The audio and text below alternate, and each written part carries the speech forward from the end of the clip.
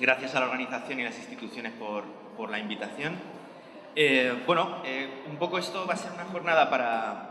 O sea, estas 45 minutos, bueno, 44,26, van a ser unos minutos donde me toca exprimir la cabeza de los dos ponentes y un poco recogiendo el guante de lo que hablaban las administraciones públicas hace un rato, antes de la comida.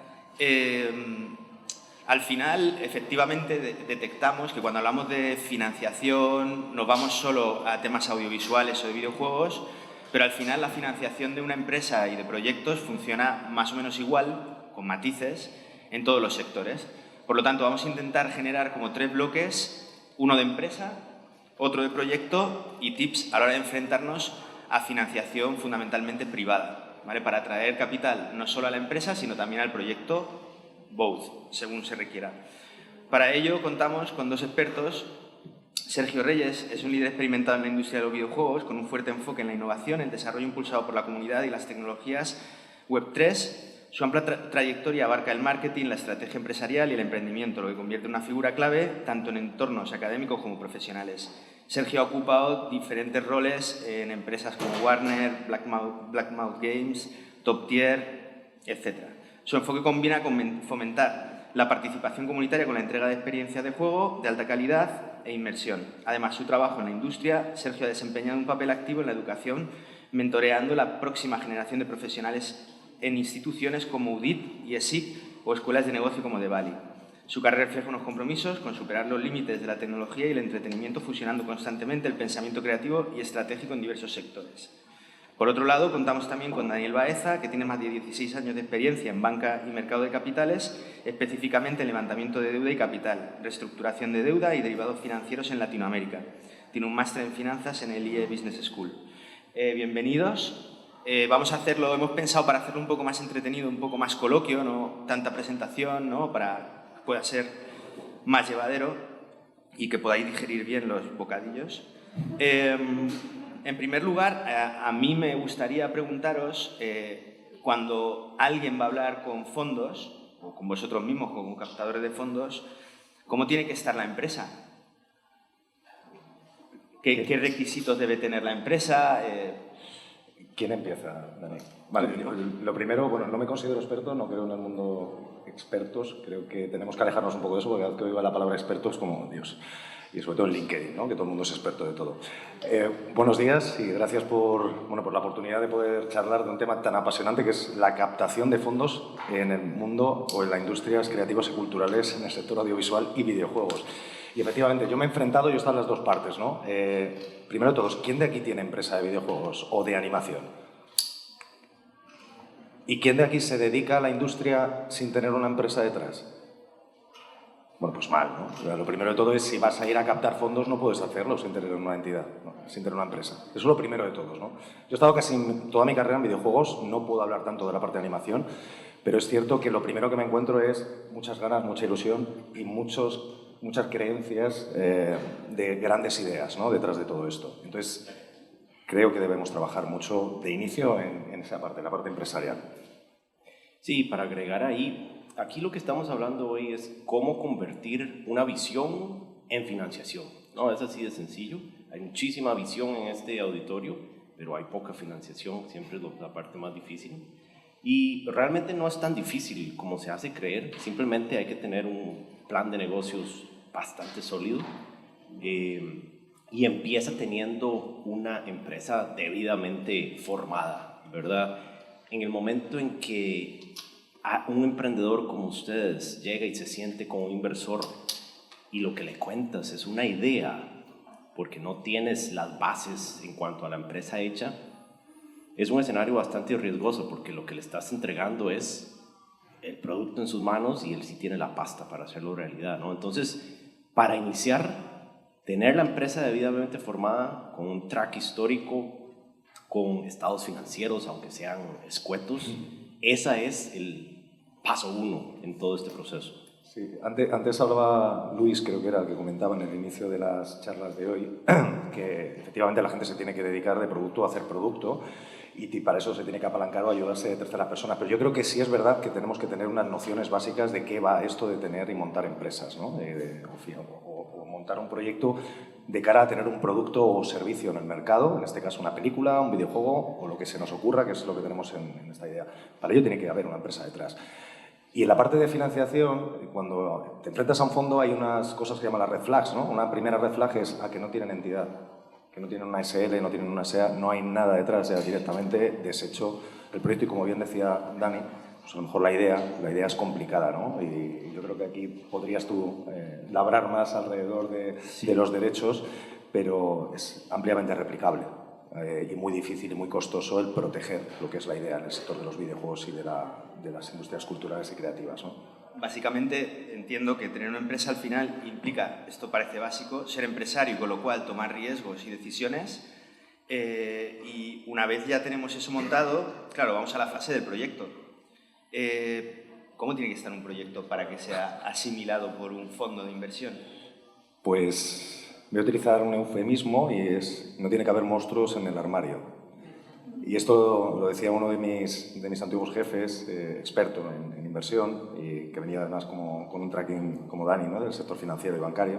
Y efectivamente tiene que estar saneada la empresa, lo primero. No tiene que haber deudas, no tiene que... Bueno, puede haber deuda, obviamente, puede haber una parte de financiación a deuda, pero no tiene que tener problemas. Esos estados financieros que antes decía Daniel, traducido a nuestra industria, es, pues oye, ¿cuánto has gastado hasta la fecha? ¿Cuánta gente ha estado trabajando en el proyecto? ¿Cuál es el coste de capital que tienes hasta fecha de día de hoy? Y luego un plan de negocio, un BP, un business plan, como también se estaba comentando, muy armado, y esto quiere decir que entramos en toda la parte de forecast, previsión. ¿Qué vais a hacer con el producto o servicio, con el videojuego, con la serie, con la película, con el cortometraje? ¿Se va a monetizar? ¿Hay un modelo de negocio detrás de todo esto? ¿Este modelo de negocio es sostenible?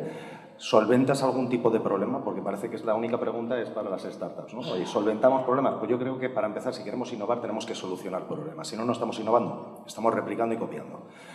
Por lo tanto, tenemos que tener una proposición única de venta, tenemos que ser capaces de comunicarla, tenemos que pitchear el proyecto y para eso tenemos, yo en los últimos pitching que he estado, es contar un proyecto de 10 años en 2 minutos.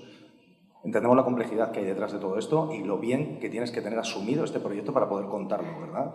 Y encima en un idioma que no es el tuyo, no es tu lengua. A mí me pasa cuando tengo que hacerlo con fondos extranjeros, ¿no? Que no es tan sencillo como hacerlo, incluso si me tengo que sentar delante de Daniel para poder hacer un pitch. Sí, yo creo que muy interesante lo que decís, Sergio. Si la empresa que ya tienen ustedes tiene proyectos adentro, por ejemplo, y alguno de ellos es tóxico o estás perdiendo dinero, estás quemando dinero dentro de esa empresa, un inversor no viene a rescatar tu empresa, viene a financiar tu proyecto, ¿no? Entonces, muchas veces eso es una bandera roja cuando los estados financieros muestran que estás desangrándote. Un inversor va a preferir o decirte que se estructure con otra figura jurídica y pasar del proyecto entero a esta nueva estructura, o simplemente va a retirarse de las conversaciones. Pero además quisiera agregar que, y son cosas muy básicas que la gente dice, sí, eso lo sabe cualquiera, pero el concepto del proyecto tiene que estar bien definido, tiene que ser fácil de explicar. Yo siempre he dicho que si no puedes explicar en 3 minutos tu proyecto de una manera que cualquiera lo entienda, y cualquiera es una persona que no está en la industria, como yo, por ejemplo, tienes algo mal. El problema eres tú, no el inversor. Entonces, el modelo de negocios tiene que estar simple, tiene que estar bien pensado. La estrategia de buscar dinero tiene que estar bien pensada. ¿Qué es lo que buscas? ¿Buscas deuda? ¿Buscas capital? ¿Buscas una mezcla de ambos? ¿Cómo le vas a pagar al inversor a lo largo del tiempo? ¿Cuál es la salida del inversor? Porque recuerden que un inversor está para hacer dinero y salirse y entrar en lo siguiente. Eso es a lo que se dedica, ¿no? Entonces no va a darte la mano y se va a quedar contigo 15 años esperando que algo sea, ¿verdad? Eso no va a suceder. Entonces, todas esas aristas tienen que estar cubiertas, pensadas y cuantificadas para que el inversor pueda entender cuáles son los riesgos. ¿A un inversor le preocupa que haya riesgos? No, a eso se dedican, así hacen dinero. Eso no es un problema para ellos. El problema es que no tengas los riesgos debidamente identificados. Ahí es donde empezás con el pie izquierdo, ¿no? Y a los mercados de financiación les interesa mucho que tengamos ya una previsión de ventas o un interés del propio mercado al que nos dirigimos, en el caso del videojuego, en el caso del visual. ¿Eso ayuda y potencia la capacidad de captación de capital? A ver, por supuesto, tienes que conocer tu entorno, tienes que conocer los mercados a los que te estás dirigiendo. O sea, siempre sabes, ¿no?, del TAM Samsung, cuál es el mercado objetivo, qué tamaño de mercado, qué potencial de mercado tiene, cuántos usuarios hay en ese mercado, dónde o desde dónde te van a consumir, qué dispositivos utilizan. Pues obvio, es que si no, el potencial de mi proyecto, ¿cuál es? La idea, simplemente, porque ya hemos dicho que la idea es el valor que tenga según la percepción de la que lo está estudiando. Pero yo necesito darle un valor real a lo que, ¿cuánto vale tu empresa? Siempre la pregunta, ¿no? Primera pregunta que hacéis los fondos, ¿y tu empresa cuánto vale a día de hoy? Segunda pregunta que te hacen, ¿y el dinero cuánto es y para qué lo vas a utilizar? Que lo comentaba Daniel antes. ¿Lo vas a utilizar para growth? Es decir, porque necesitas crecer en marketing, en usuarios detrás, porque necesitas lanzar una estrategia para los mercados asiáticos, porque vas a escalar y vas a crecer y vas a lanzar bueno, pues unas oficinas en Estados Unidos, porque te interesa el mercado norteamericano, porque te interesa la serie trasladarla y hacer un cross media y ahora mismo lanzarte con unos pequeños cortos de animación. ¿Qué es lo que quieres hacer? Si no lo tienes claro, no puedes sentarte delante de un fondo a pedir el qué. ¿Dinero? ¿Cuánto dinero y para qué? ¿Y por qué estás pidiendo ese dinero? Si ellos lo tienen claro, que tú manejas las cifras, que conoces los mercados, se vuelve más sencillo todo. Porque dicen, bien, perfecto, ese riesgo que tú comentabas antes, lo minimizo.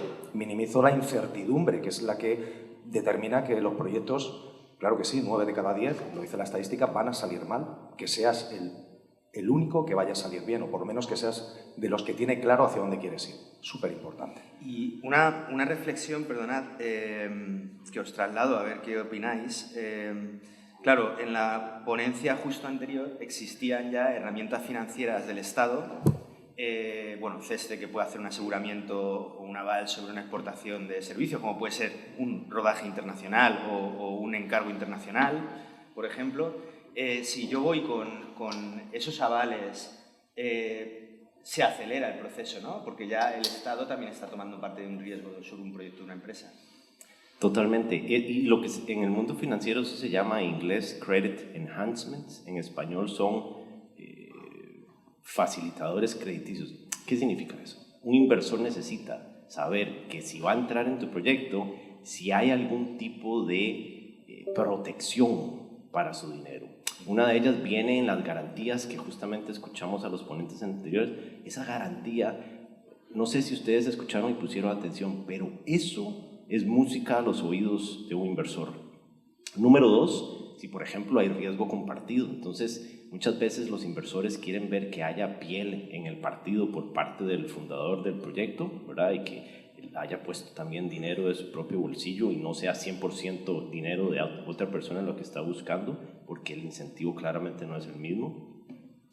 Y si hay, por ejemplo, ya inversores anclas, ese es otro, mitiga el riesgo desde la perspectiva del inversor. Si ya hay un inversor grande que está dentro, que ya dio su sello de aprobación, eso abre las puertas a que otros inversores se sientan más cómodos entrando. Entonces, yo creo que esas tres cosas facilitan bastante el levantamiento de dinero. Sí, claro, esto es muy importante. Sí, y por si eso puedo añadir, sí, porque sí. para mí, por ejemplo, la figura del inversor ancla, que es la del lead investor en algunos casos, o inversores que lideran las rondas de inversión, se necesita. Es decir, tienes que tener claro que cuando te sientas delante de un inversor, qué tipología de inversor es el que tienes delante, qué portfolio de inversión tiene, es decir, si tiene ya productos similares invertidas que sean parecidas al producto que tú tienes y quieres lanzar al mercado, porque eso también va a hacer que reduzca pues la probabilidad que invierta, porque al final en una diversificación de portfolio pues los inversores tienen dinero limitado cuando tienen el fondo y una vez que se acaba o levantan otro fondo o esperan a que precisamente, como decía Daniel al principio, haya exits, ¿no? En un periodo de 5 años aproximadamente. Esto quiere decir que en estas figuras de los lead investor la atracción a nuevos inversores, que puedan ser figuras con unos tickets más bajos, que no sea smart money directamente, es decir, que no vayan a aportar otro tipo de valor a la inversión, que te puedan dar pues algún tipo de advisory o consejos o que te apoyen o que estén contigo en el viaje, ¿no? Todos quieren tener un exit, pero el exit sucederá si yo también te puedo acompañar y te puedo aportar más valor, no solamente con el dinero, sino con el conocimiento que tengo, ¿no? Y eso es invaluable. Y eso va a hacer que efectivamente, ¿no?, puedas traccionar y puedas traer a otros inversores. No es lo mismo, lo decías antes, con las entidades crediticias y pasa exactamente con la figura de los Venture Capital, los Business Angels o gente que son pequeños inversores minoristas, ¿no? Para mí, cuando estamos en el proyecto y tengo que pitchear, obviamente la figura de nosotros ya estamos vaqueados, hemos levantado este capital, efectivamente es una garantía de a esta gente hasta esta fecha lo ha hecho bien, pero cuando estaba en la parte de inversión efectivamente era lo mismo y era de las primeras cosas a red flag que nos referíamos antes que hacen que, bueno, pues mires a otro sitio y en ese data room de información pues sea interesante, que no sé si es la siguiente pregunta que ibas a hacer. No, lo que quería era poner en valor un poco las herramientas que se han contado anteriormente, porque si nos damos cuenta, fundamentalmente más en el sector de la animación, siempre hemos bebido de las ayudas directas, pero las ayudas directas son muy sensibles a políticas públicas y lo estamos viendo en algunos países europeos, bueno, y iberoamericanos. Pero, sin embargo, lo que sí que analizamos es que estas herramientas de financiación, que son transversales para cualquier sector, no sufren tanto de las decisiones políticas en sí, por cuanto son transversales, precisamente. Entonces, lo que quería poner en valor precisamente es, a vista de vuestra reflexión, lo importante que es empezar a cambiar la cultura de financiación de proyectos y de empresas, que evidentemente las ayudas directas y las indirectas basadas en los incentivos fiscales son importantes, pero también, y como bien decía Luis Cueto, al final el Estado llegará a un momento que dirá, bueno, ya te ayudé, ahora vamos a ver qué solvencia tenéis, ¿no?, como sector. Entonces, es simplemente lanzar esa reflexión. La siguiente pregunta es, claro, ¿podemos determinar unos documentos básicos para presentar a unos inversores? Una lista, evidentemente puede ser muchos más, pero al menos básicos para que el inversor ya diga, oye, esta gente entiende y creo que puedo confiar, ¿no? Podríamos, sí, yo creo que podríamos dar como varias fases incluso. Hay una documentación, esto por alusión, una documentación societaria, habrá una documentación de los acuerdos de socios parasociales, que ahí va a cantar un poco la traviata si no están bien montados. ¿Y qué más documentos? Y si no están actualizados, ojo, que también es verdad que los pactos de socios, al final, si entran nuevos socios, se tienen que ir actualizando y tienen que estar reflejándose en los últimos estatutos de la empresa, que todo se nos olvida y luego de repente cuando estás entrando y dando y mandando a los inversores la información, dices, ahí va, hace 4 meses que no actualizo la información. Queda un poco feo, ¿no? Entonces, ¿qué podemos decir inicialmente? Para mí es un deck, lo primero, primera cosa, un deck que puede ser o de negocio o de inversión. ¿Qué es un deck? Un deck es cómo pitcheas el proyecto. ¿Qué presentación utilizas? Vale, pues esa presentación, ¿cuál es el objetivo? ¿Mostrar tu negocio o buscar inversión? Y no puede ser la misma, ¿de acuerdo? La información que vayas a presentar en esa presentación, valga la redundancia, no puede ser la misma. Si yo muestro a inversores que tiene que ser corta, ir muy al grano y yo no puedo estar perdiendo 1 hora de mi tiempo en ella, ¿no?, en el caso del inversor, tiene que llevar el objeto de la ronda de inversión. ¿Cuánto quiere levantar? ¿Para qué vas a utilizar la ronda? Y a muy grandes rasgos, el proyecto en sí mismo. Por lo menos para captar, ¿no?, esa atención. Y luego ya pitcheas. Eso para mí es casi lo primero. ¿Por qué? Porque tienes que entender el proyecto. Y luego ya, si el inversor tiene interés, ahí surfeará, navegará, entrará dentro del data room, ¿no? Todo lo que es toda la información empresarial, societaria, cap tables, estados financieros, business plan o plan de negocio, plan de marketing, plan de crecimiento. No sé si... Sí, yo creo que el más importante es el deck que decís, en inglés se llama el pitch book, que es un panfleto corto, muy corto, pero que muestra las entrañas del proyecto, desde la operativa hasta cuál es el mercado meta, hasta la parte financiera. Y eso es, en mi opinión, tal vez de los más importantes para los inversores. Sí les doy tal vez recomendaciones aquí de errores comunes que veo, y es que muchas veces los emprendedores logran una reunión con un potencial inversor, lo cual eso ya es un logro, pero llegan totalmente no preparados en el sentido de que no saben quién es la persona que va o personas que van a entrar a esa sala a conversar con ellos, no saben qué tipo de proyectos tiene esta empresa inversora ya en su portafolio, no saben a qué se dedican, no saben qué puesto tiene la persona que les está hablando, si es el financiero o si es el creativo, porque van a haber diferentes perfiles en esa habitación, y eso, las probabilidades de salir de ahí victoriosos son muy cercanas a 0, si eso sucede. Entonces, lo que quiero decirles es que no solo hay que poner mucho esfuerzo en tener esta presentación lista, sino que hay que poner igual de esfuerzo en saber quién es la audiencia que está sentada enfrente tuyo, ¿no? Porque un inversor te da una oportunidad. No te va a decir, bueno, lo hiciste más o menos, reagendemos en 2 semanas y te vuelvo a dar la hora completa. No, ya se acabó. Ese inversor lo puedes tachar de la lista de inversores potenciales, ¿no? Es una industria muy fría, ¿verdad? Yo sé que muchos de los emprendedores siempre le añaden un componente de emoción a su proyecto, ¿no? Es que es el mejor proyecto que he tenido en años, va a ser un proyecto ganador.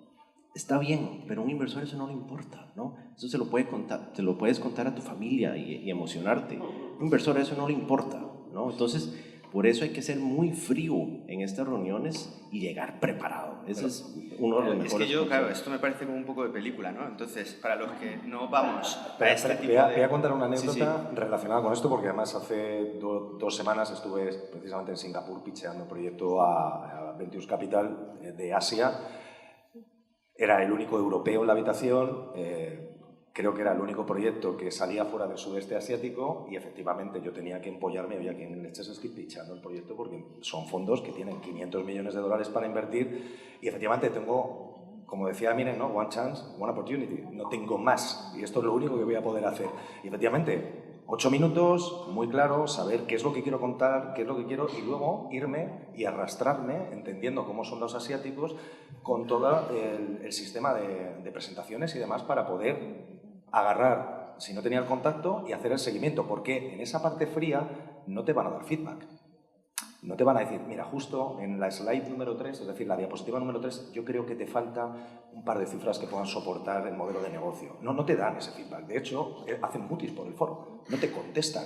Es como te hacen lo que llaman ahora los jóvenes ghosting, ¿no? Y dices, mierda, pero si yo mi proyecto, como decía Daniel, es el mejor y yo en el Friendsful and Family he levantado 50.000 euros de mi entorno de amigos y familiares. Ya, pero es que los fondos no trabajan de esa manera, miran las cifras, ¿no? Entonces, eso es lo interesante. Es duro, es triste, pero es la realidad. Claro, y Daniel, dentro de esta película que yo tengo montada en la cabeza, ¿cómo es una reunión con esos inversores? ¿Qué pasa dentro de esa sala? ¿Cómo me tengo que dirigir? ¿Puedo ir acompañado de un financiero que explique esto? ¿Ellos con quién van? O sea, ¿cómo funciona una dinámica así? Sí, buena pregunta. Entonces, es importante que hay 2 tipos de potenciales inversores. Hay más, pero primordialmente 2. Están los inversores ultra especializados en la industria. Entonces, es un inversor que va a jugar pádel contigo de tú a tú en el lenguaje técnico de la industria. Ya si tratas de no engañar, pero de tratar de vender una idea que es humo, te la van a encontrar en décimas de segundo. Está ese tipo de inversor y luego está el inversor más macro, que es un inversor, por ejemplo, como yo, que los números los conoce muy bien, pero tal vez el producto en sí no lo conoce tan bien, ¿no? Pero créanme que esos también saben cómo funciona el tema. No importa el producto que pongas enfrente de él, las finanzas siempre tienden a ser muy parecidas para cualquier tipo de proyecto. Entonces, primero es entender qué tipo de inversor te está sentando y de acuerdo a eso, llevar a un equipo tuyo, a colegas tuyos que puedan cubrir bases, que si te envían preguntas, puedan responder. No se vale, primero, no responder y segundo, mentir. Ahí yo recomiendo no lo hagas. Pero entonces puedes llevar a 2 personas adicionales, pero también entender, como les dije, quién va a estar. ¿Y cómo se hace eso? Se levanta el teléfono y se pregunta. Se llama, así funciona el mundo. No, es que me da pena. Pues no vas a lograr nada. Así es como se hace. Y un inversor eso más bien lo ve con muy buenos ojos. Si le dices, ¿quién de tu equipo va a estar? Y luego puedes ir a revisar en LinkedIn o quién de eso. ¿Qué tipo de perfil es? Y llevas el equivalente tuyo en tu equipo, ¿no? Una vez que estás ahí, va a ser una sesión, la primera por lo menos va a ser una sesión corta. Recuerden que este inversor que ustedes le están hablando tiene 100 después de tu proyecto por ver. Entonces es una maquila lo que él está teniendo y por esa razón es que son fríos, ¿no? Entonces tienes esa primera reunión donde tienes que crear una conexión con el inversor tiene que salir de ahí diciendo, quisiera entender más este proyecto porque pinta bien. Eso es tener éxito en la primera reunión y te va a dar una segunda. En la segunda puedes expandir más. Las preguntas van a ser mucho más de profundidad que te van a hacer. Pero eso es buena señal porque ya entraste, ya tenés un pie adentro en la puerta, ¿no? Y a partir de ahí se vuelven mucho más técnicas conforme el inversor claramente te demuestra que está comprometido con el proyecto. Pero creo que inicialmente ese es como la operativa. Sí, yo, estoy totalmente de acuerdo con la división entre lo que es el especializado y el generalista, ¿no? Y el especializado, efectivamente, no es que no le vayas a engañar, es que ya tiene los datos, ya ha invertido en proyectos muy similares al que estás presentándole tú. Por lo tanto, el tipo de información, incluso el lenguaje alrededor, lo va a entender. El problema es que el generalista lo que va a mirar es el EBITDA. Y te va a ir a ver que si realmente dentro de 3, 4 años, cuando vas a llegar al break-even, cuál es el OPEX y el CAPEX que tienes alrededor de tu empresa. OPEX y CAPEX, ¿qué es eso? Los costes operativos y los costes de capital. ¿Cuánto estás gastando o pretendes gastar en marketing a futuro dentro de tu plan de negocio? ¿Cuánto estás gastando en capital humano? ¿Cuánto estás gastando en alquiler de oficinas, en suministro? Esas cosas que parecen básicas, necesitas saberlas. ¿Cuánto estás gastando? ¿Cuánto estás, como diríamos en la jerga, quemando de caja cada mes? ¿Cuánto está costando tu empresa y cuánto quemas al año? Porque si en 3 años te vas a pulir, hablando también con eufemismo, el capital o la inversión que te van a dar y no has rentabilizado la misma porque todavía no estás produciendo o no has generado ingreso, quiere decir que, bueno, igual no es tan rentable la inversión que voy a hacer contigo. Igual deberías buscar otro tipo de inversión que no tenga que ser a riesgo, precisamente, ¿no? Entonces también, por eso decíamos inicialmente qué tipo de inversión estás buscando para que en estos one-shots que tienes no estés cerrando el tiro, intentes matar moscas a cañonazos, intentes ir a un inversor porque estás cegado con la inversión. A mí me pasó con un gran fondo, uno de los mayores fondos de gaming, que es Animoca. Desde aquí un saludo, si escucha alguien de Animoca Brands, que tienen un portfolio de 500 empresas de videojuegos. 500 empresas de videojuegos invertidas en los últimos 5 años. Han cortado ya la inversión, obviamente. Pero la gente le suena porque, claro, ¿cuál es el volumen de inversión que puede haber detrás de 500, un portfolio de 500, ¿no? De diversificación? Claro. Esto es muy importante lo que has dicho, porque aquí nosotros cuando vemos muchos proyectos, fundamentalmente para montar estructuras de coproducción, ¿no? Hay alguien que lleva desarrollando el proyecto en animación durante 1 año y medio, 2, y cuando dice, vale, ¿cuál es tu aportación al proyecto? Y dice, no, este guión pues, lo llevo haciendo 2 años, o el desarrollo en general, y no te saben dar un valor. Entonces creo que eso es un mal dato, ¿no? Para un inversor, que tú no pongas el valor, tú estás devaluando el propio producto, ¿no? de arranque, con lo cual, por eso la pregunta del OPEX y el CAPEX es muy interesante, o lo creo yo, que la he hecho, porque lo que nos da ver que tenemos que cambiar completamente la mentalidad. Es decir, si algo me ha costado 5 horas al día a un valor de mercado, eso lo tengo que tener cuantificado, por mucho que no haya salido de caja, pero tiene que estar ese valor ahí, porque es un activo de la empresa. Eso es. Porque luego, lo que hablamos antes, ¿cuánto vale tu empresa? Que es la gran pregunta. Y si inviertes, ¿cuál es el valor de inversión en valoración pre-money? Lo tienes que tener claro, que parece que son muchas veces datos que no entendemos. Y efectivamente ahí doy la razón a Luis cuando antes decía que tienes que acompáñate si tú no sabes de gente que sepa hacerlo. Sí. No pasa nada. Es que será más fácil que puedas encontrar inversión si en el advisory board, es decir, los consejeros que acompañan a las empresas, que son mentores, les puedes dar unas participaciones o algo para que puedan ayudarte, de verdad. O sea, que a veces nos cuesta soltar, ¿no? El capital de la empresa. No, es que yo no quiero mantener. Bueno, pues si no lo puedes hacer tú, entonces a lo mejor en 1 año has tenido que cerrar la empresa. Claro, porque aquí entonces es una combinación, es un triángulo, ¿no? Está lo que es talento y desarrollo del producto, por un lado capacidad de gestión financiera y capacidad de gestión legal, ¿no? Es lo que van a ver para que ellos entiendan que donde están invirtiendo va a buen puerto. Totalmente. Sí, y en el pasado yo también he sido mentor ad honor en varios emprendimientos, especialmente cuando vivía en Ámsterdam. Y lo que he logrado ver es que hay ideas muy ganadoras, hay proyectos ganadores, o sea, sin duda absoluta, pero la incapacidad del emprendedor de poder explicar su proyecto o justificar su proyecto desde una perspectiva financiera se trae abajo el proyecto, porque un inversor no va a ser tu mentor en el sentido de decirte, bueno, vení, vamos a hacer el pitch book juntos, siéntate a la par mío, pidamos un café. Eso no sucede, ¿verdad? Entonces, si no llegas preparado, ya, pero es que yo esa parte no sé, no importa que no sepas, tienes que hacerlo, ¿verdad? Entonces, muchas veces he visto proyectos muy buenos desaparecer porque el creador simplemente no supo cómo armar el rompecabezas financiero. Sí, hay una parte muy interesante de lo que estáis diciendo y es la figura efectivamente antes no sé en cuál de las personas que estaban en la mesa no hablamos, o incluso nosotros hemos podido hablar, la figura de aquellos advisors que sí pueden ayudarte a mejorar un pitch o a ir, pero con un porcentaje de éxito, es decir, un success fee, que si se consigue la inversión, claro, esa figura se rentabiliza en el trabajo que ha hecho. Bueno, pues esos modelos existen. Yo digamos que a día de hoy colaboro y trabajo con ese tipo de figuras alrededor, más que nada porque mi proyecto es global y ojalá llegase a todos los mercados, pero somos un equipo de 20 personas y a veces es imposible para un mercado global el trabajar con el equipo tan pequeño si no te haces lo que se llama la economía de gigantes, ¿no? Que yo quiera alrededor de mi empresa a los mejores y colaborar con los mejores. Porque si no puedo yo, ellos van a poder y me van a levantar a hombros y me van a ayudar a llegar a cumplir mis objetivos. Precisamente porque si el founder no puede, que encuentre a gente que puedan llevarlo. Sí.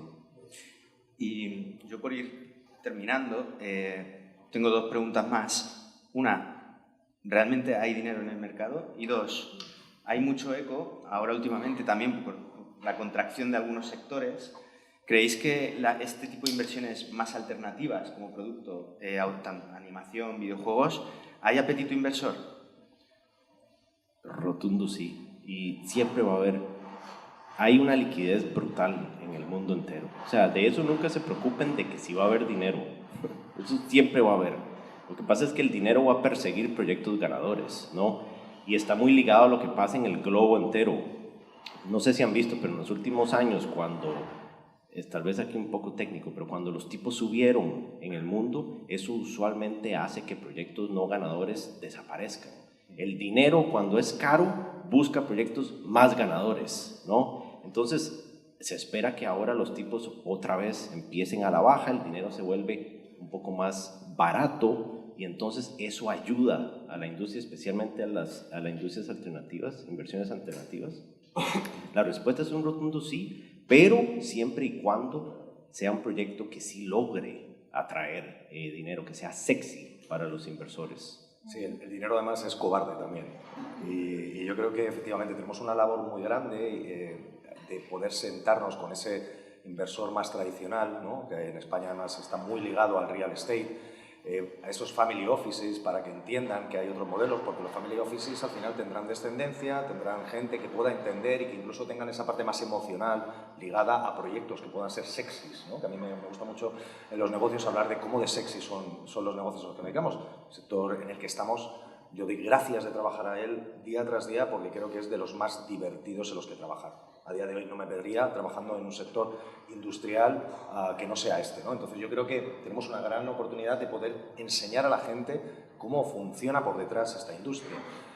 Voy a dar también no consejo, pero sí es verdad que desde el punto de vista de la enseñanza, en todos los creadores, todos los creativos, toda la gente que diseña, idea estos proyectos y que está detrás, ¿no? Que es la mano de obra, digamos, de los proyectos del videojuego, de la animación o del sector audiovisual, yo que me encargo a enseñarles la parte de negocio, claro, fijaos, ¿no? Yo les agarro en tercero de carrera. Creo que es algo, siempre se hablaba hay que enseñarnos cómo hacer una declaración de la renta. Yo creo que hay que enseñar a la gente cuando está en sectores productivos cómo funciona el sector.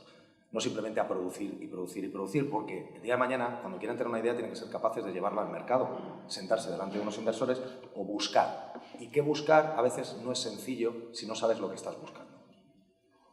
Genial. Daniel, ya la última, tú que te dedicas a viajar por toda Iberoamérica levantando dinero, y lo haces, además, eso ya es un mérito, porque hay mucha gente que dice que lo hace y no lo hace.